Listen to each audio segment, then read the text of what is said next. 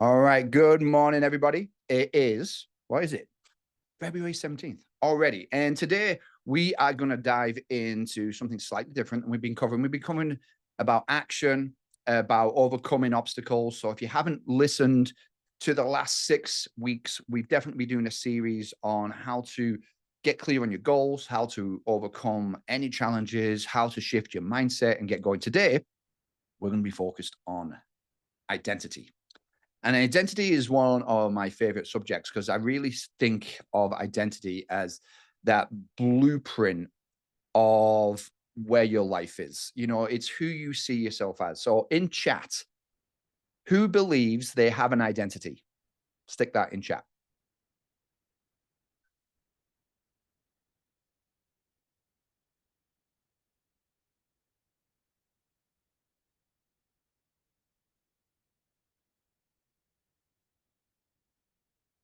All right, Ruth's got an identity. Anyone else? Give me a thumbs up if you believe you've got an identity. Yeah. And would you agree that you give other people identities as well? Like, oh, my friend is really funny, or really serious, or very detail orientated, or sporadic, or even kids. It's like, well, that's my neat kid. You know, that's my artistic kid. So we give other people identities and we give ourselves identities. And another word for identity is brand. Does that make sense? So you have a brand. So what's Toyota's brand? When I say Toyota, what comes to mind? Stick that in chat for me. If I say Chrysler, what comes to mind for that brand? Great, well designed. Yeah, they've got a brand of a well-designed, reliable vehicles. Yeah, and Chrysler, you know, they have a different brand. Junk. All right, yeah. So they have a different brand. And what would happen if Chrysler came out with one really reliable car? Would it impact the brand? Probably not, because we give it that identity. And so what we're going to get at is you have a brand for yourself. You believe that you are you.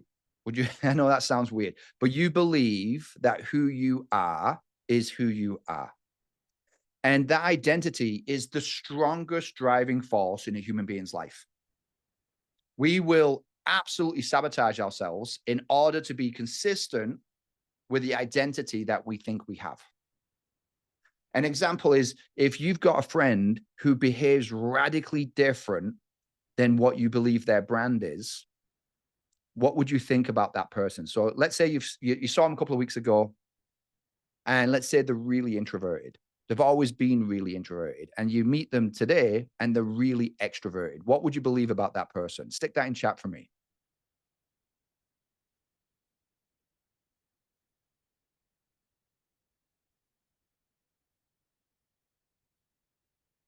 I promise you, we're gonna dive into this. Let's see what you guys think.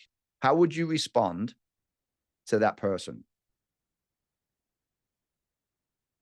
They've been doing a lot of self-improvement. Yeah. Ruth, that's because you've done a lot of self-improvement. Yeah. The average person, they're going to think that person's probably having a breakdown. Yeah. Like, who are they? What are they doing? This person is crazy. Would everybody agree? If you agree with that, give me a thumbs up. And that's one of the factors of why people don't change. So we all have identities, and identities are really the shortcut of doing life. And what I mean by that is, if you're a serious person, it's because at some point in your life, you decided or you found that being serious helped you achieve outcomes. Yeah. If you're an optimist, it's at some point in your life you figured out that being an optimist helped you achieve certain things in life. And the problem is that might have helped you back then, but it may be holding you back right now. Again, our strongest driving force is to be consistent with the identity that we believe we have. But how often do we tweak our identity? Work on it, improve it?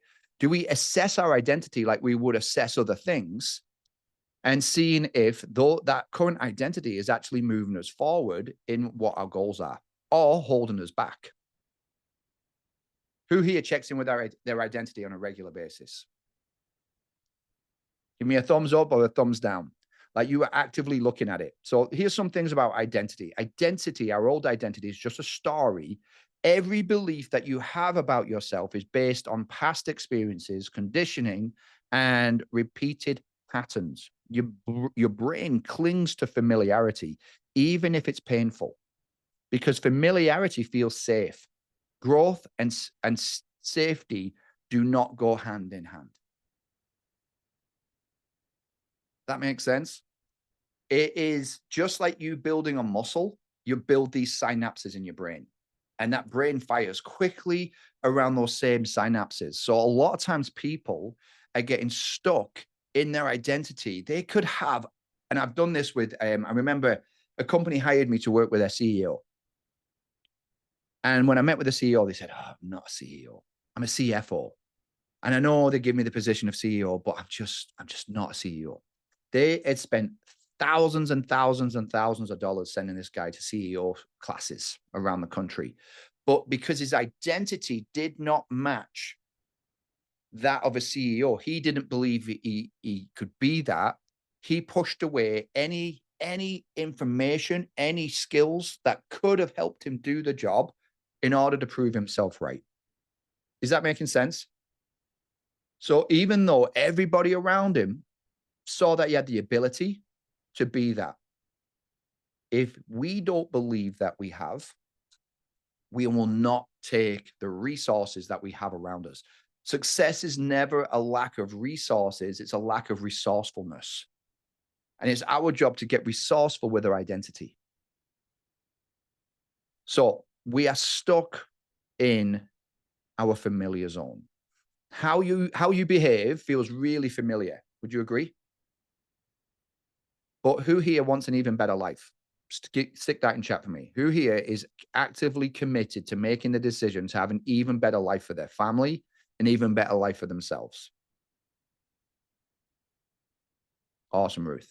And sometimes it's making that decision that we are actively committed to doing that. And in order to get where you want to go every day, awesome, Amy.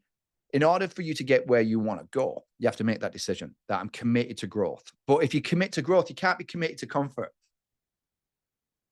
That makes sense? You can't have a growth mindset and comfort goals.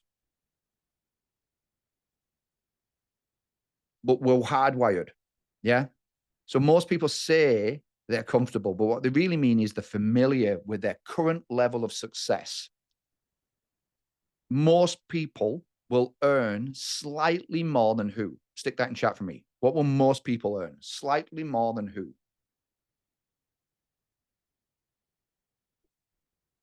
Their parents. 100%, Ruth. Yeah, because that's our biggest blueprint, isn't it?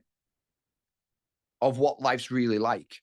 You know, I remember coaching a guy years and years ago, and his grandfather was very, very wealthy. And he said his grandfather was one of the worst people he'd ever met. So every time this guy started, he had a couple of businesses. Every time he started getting the businesses profitable, have a wild guess what he did with that belief about his grandfather. Just stick that in chat. What do you think somebody who believes the wealthiest person that he knew in his family was a really bad person? What do you think he did every single time subconsciously when he started accumulating income?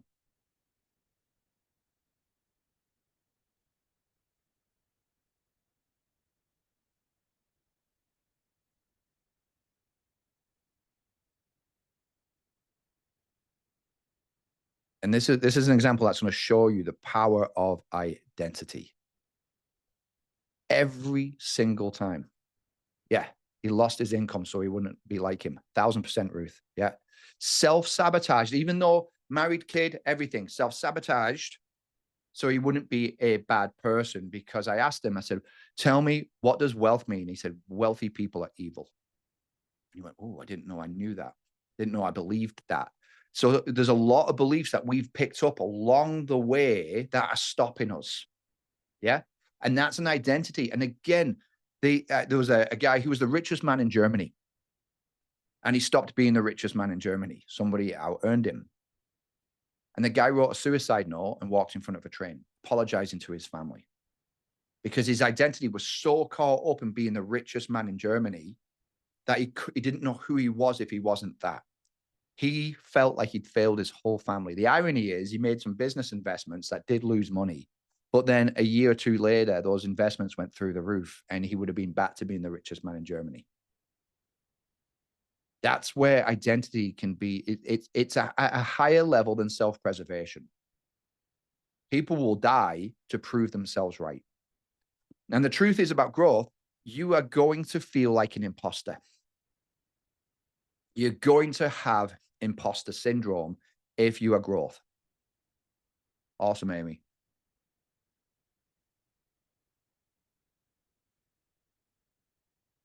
Yeah, untwist my twisted thinking. And I think that's such a great way of putting it. It is, we are not like, I'm 46. And Janelle, my wife, she'll say, we are not the age that we are. We're all the ages that we were. Yeah. So inside of us all, there's a 6-year-old and an 8-year-old and a 12-year-old. And we get that twisted thinking because all of these different ages came up with different beliefs at different times with a different psychology. Does that make sense? Your 12-year-old version of you would have thought radically different than the current version of you. Would you agree with that? But we're still running the same identity program that 12-year-old's intellect, that 12-year-old psychology came up with, that 6-year-old, that 8-year-old. And this is why it gets twisted. And any Johnny Cash fans out there? Or is it just me? But Johnny Cash has got this great song. And it's about him working for a GM. And he's always wanted a Cadillac, but he can't afford one. So he starts stealing Cadillac parts. And what happens is he tries to put all these different parts of the Cadillacs, all the 51 and the 52 and the 53 and the 55 and the 58 and the 50 and the 60. He tries to get all these different Cadillac parts put together. And what he gets is a very, very weird looking car. Everybody's laughing at him because, you know, the end of the song is like, I've got a 51, 52, 53, 54. And he goes through all the years, automobile. And he's got 2 headlights on the right and 1 on the left. He's got 1 tail fin. Nothing fits together because it's built out of all these different years. That's how we build an identity. So unless we are stopping to go, does this belief, because a belief becomes an identity if it's repeated. The more we repeat it, the more that belief becomes an identity. Now, if we say that belief with emotion, oh, it gets sticky real quick. Yeah. So if you're saying something about yourself with emotion, with frequency, it's going to stick and it's going to become your identity. If you say it out loud, it'll get stickier even faster. Most people are not conditioning their beliefs. They're not conditioning their identity. They're allowing all those different years to control who they are today. Is this making sense? So my goal this year is to feel imposter syndrome more frequently. Because I realize if I'm feeling imposter syndrome, I'm growing. If I'm not feeling imposter syndrome, I'm playing it safe. So some people would call imposter syndrome a negative emotion. It is a sign of growth. Just like I trained chest a couple of days ago, I'm still sore. My aching is an indicator of growth. Does that make sense? My imposter syndrome is an indicator of growth. Awesome. Really stepping into this has helped me so much over the last couple of weeks. Awesome. Awesome. So we're going to dive into this even more. So I want you just to close your eyes. Yeah, eases the critter brain thoughts. Yeah. All right. So close your eyes. And I want you to picture yourself 5 years from now. Just get a sense of you in 5 years. And you've reached the next level in your business, in your relationship, with your kids, significant other, your health. I want you to visualize you wake up in the morning 5 years from now with the income, the relationships, the health that you've been working so hard for. And you wake up in the morning, and I just want you to notice, how do you feel? What's the feelings that you wake up with when you've earning the money, you've got the health and the relationships around you? How do you think? What comes into your mind when you wake up? Are you ready for the day? And I want you to visualize how, if you were walking into a room at that level, would you walk into a room differently? Would your posture be any different? Would your face be any different? Would you be in different physical fitness when you walked into that room? And then what kind of decisions do you make when you're in that place with the health and the relationships and the business success? How quick do you make decisions? Now just raise your hand if you can feel and visualize that future version of yourself.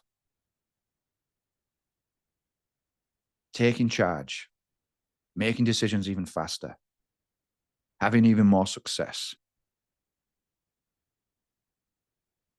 I'm going to encourage you to step into that person today. Walk into a room like you've already achieved it. Start making those decisions like you've already achieved it. That you have the business that you want, you have the health that you want, the relationships. How would you act today if you'd already achieved all those things? Because the fastest way of becoming that person is to start acting like them before you have external results.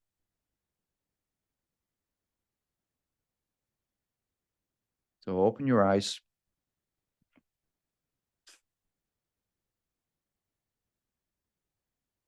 Most people need to see it to believe it. Yeah. They have to see it in a physical evidence around them in order to believe it's true. Where every single successful person believes it before they see it.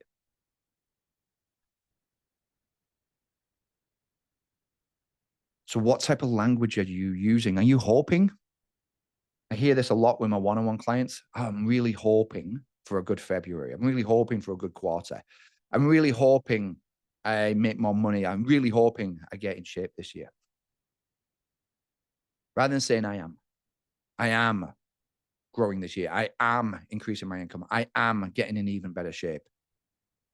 I am focused and disciplined. I am is one of the most important, powerful words you can say.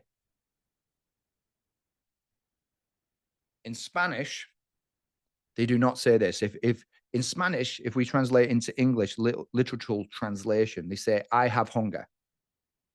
I have cold. In English, we say, I am. I am hungry. I think it's a horrible way of putting it. Because if I am sad,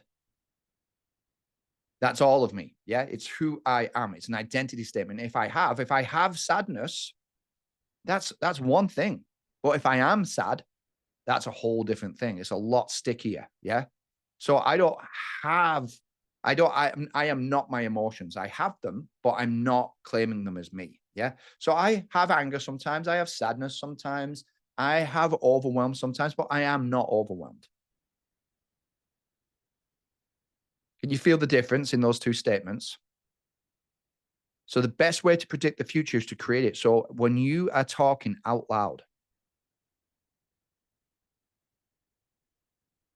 I am powerful. I am a powerful leader. I am focused and disciplined. Where how many times people go, I'm so scattered. Oh, I am so ADD. I am so like they're saying this all the time and you condition it. I am a world-class business owner. It starts connecting. So anytime you shift your identity to being even more direct, even more ambitious, even more clear, even more outgoing identity, you're going to have 90 days where people around you, your friends and family, are going to challenge you. They're going to try and get you back to where you were. but after 90 days, they'll accept it because it'll become the new normal. Does that make sense? My daughter texted me a couple of days ago. She said, Dad, I'm at the farmer's market. She goes, do you want some eggs? And I was like, well, how much are the eggs? She goes, $12. And I was like, well, how many eggs do we get? She goes, 12. That's the new normal. Yeah. The new normal for eggs, $12 a dozen. All right. We fight it until it becomes normal. Yeah. If I told you 2 years ago you pay $12 for 12 eggs, you'd probably go, that's insane. I would never do that. Or gas prices, you know, whatever it is. But after 90 days, we accept everything. Can you do consecutive 90 days of stepping into that even more powerful identity? Knowing that the people around you are challenging you for your good because you need them to challenge you, because that makes you know that you're serious about it. Yeah. If you didn't have any resistance, again, I know I use this one a lot. We're in the gym lifting 2-pound dumbbells. There's not enough resistance to do anything unless you've been injured. Yeah. You would want more resistance. I want the people to challenge me around because it's when I know I'm serious about the things that I say I want. Is this making sense? So 90 days. If you find yourself acting in an old identity, I'm going to give you the 3-second rule. No, if you drop something on the floor, you got your 3-second rule. It's time to pick it up. Yeah. And I want you to give you a 3-second rule. So I want you to answer these questions. What do you believe about when it comes to sales? I am what at sales? Write that down for me.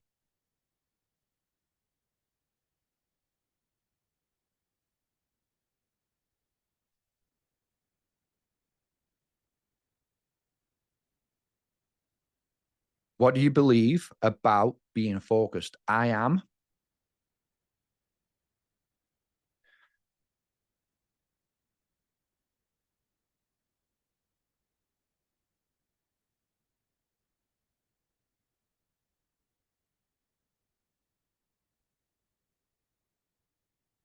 What do you believe about discipline? I am with discipline. Consistency. Details. I am with details. Technology. That was a big one for me last year. I am bad at technology is what came out of my mouth. I am not a techie person. You should have seen us with ChatGPT last week. Janelle had hours and hours and hours of conversations with ChatGPT.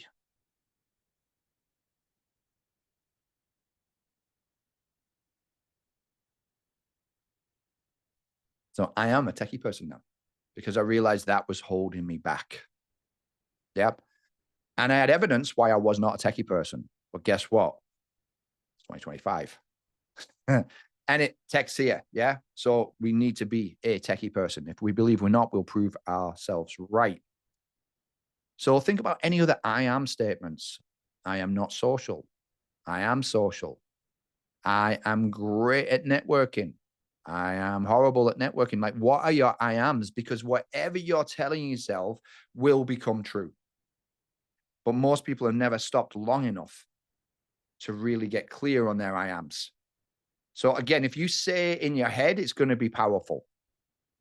If you say it out loud with emotion, if you can get emotion behind this, it is going to absolutely reprogram your brain faster ways than ever before. If you want to really take it to the next level, do something while you're saying it. If you can't juggle and you're trying to juggle, saying, I am extremely disciplined, I hit all my goals, and you're trying to juggle, your brain is in new creation mode and it will learn those beliefs, those new patterns so much faster than if you're just passively saying it. Yeah. If you've got one of those slack lines and you're trying to balance on the slack line, or you put yourself in cold water because your body is going through something new, it is so much faster to accept these new beliefs. Make yourself do something new. So here's your assignment. I want you to write down 3 identity statements for the person you are becoming when you visualize that 5 years from now. So number 1, 3 identity statements I am that will help you become that 5 years in the future version of you, maybe in 2 years, maybe this year, maybe next week. The only difference between that person in the future and you is their behaviors and their beliefs. Would you agree?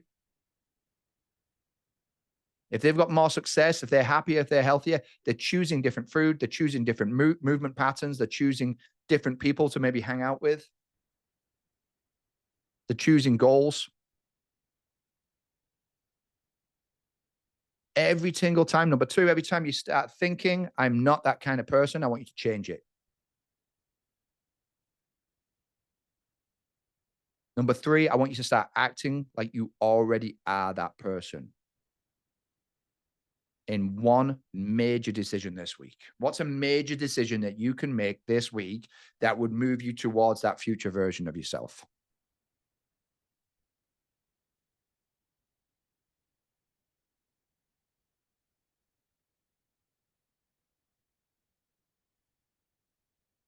So I'm going to leave you with this. If you don't decide who you are, the world will do it for you. You already have the blueprint for the next level version of yourself. You don't need more tactics. You need to become the person who already wins. This week, practice stepping into your new identity every day. Condition it every day. Set your alarm on your phone. Maybe breakfast, lunch, and dinner, goes off and you're like, right, this is my indicator that if you want to establish a new habit, attach it to already existing habits. What if you, every time you brush your teeth, you visualize your future version of you at that level? And you started telling yourself, what every single time you went to the bathroom, what if you conditioned yourself into that future version? What if every single time you touched a door handle, this is a trick I've used. You're not allowed to touch the door handle unless you condition a new belief about who you're becoming, which means you can't get out your bedroom. You can't get out your front door. You can't get in your car. Yeah. Because you condition it every single time you see a door handle. I guarantee your growth will be through the roof. So next week, we are going to focus on identity in action, the habits and the daily chores that reinforce your next level. Does that make sense? So these will be series. So if you've got somebody, whether in your peer group, in your team, that that should be on these calls on a Monday morning, or listen to the recording, Devlin Worldwide YouTube channel is where all these recordings go. If you've got people that would benefit from listening to these, please go on there, subscribe, and tag your people. Send the video. But we are not our past. We are what we condition. You've been conditioned by friends, family, parents, society. And if you're not at the level of life that you would like to be at, and my hunch is if you're on this call, you're made for more. There is a bigger purpose inside of you than is what is in the world right now. And the only way we become that version of us and make the impact we want to make is by getting into imposter syndrome a lot more frequently, feeling out of our depth, feeling out of our comfort zone until that new version of us is comfortable with it. 90 days of feeling weird, okay? Until you get to that next level. But guess what? 90 days is going to go on anyway. So you might as well condition yourself to be an even greater version of you, because this is the truth. You're always conditioning yourself. You're either bringing yourself down or bringing yourself up. Does that make sense? Other people are either bringing you down or bringing you up. Yeah, I love being around people. At the end of the conversation, I'm at a higher level, and so are they. And when other people and they're at a higher level and I'm at a lower level, that's not a great person to be around. It's okay if they're going through a season. It's just not okay if that is their life. You get me? They're not looking for help. They're looking for comfort. They're looking for company. So in chat, what hit home the most from today? What is the one big take home that you got?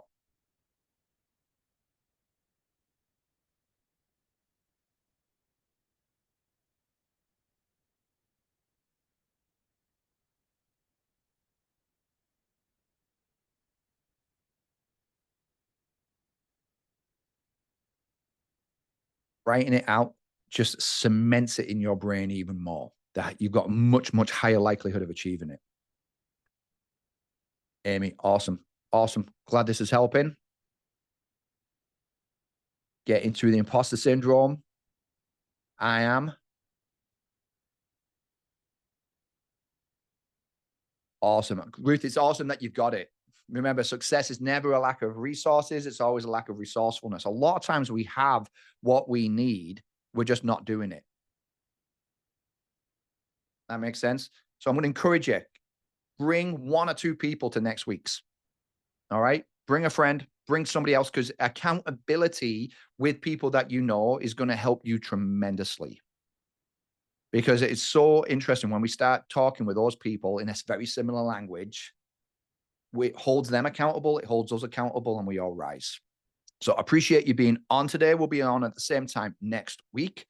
Have a great week. And again, make that big, bold decision, that major decision this week that's going to help you go where you want to go. So appreciate you all. We'll speak to you next time. All the best.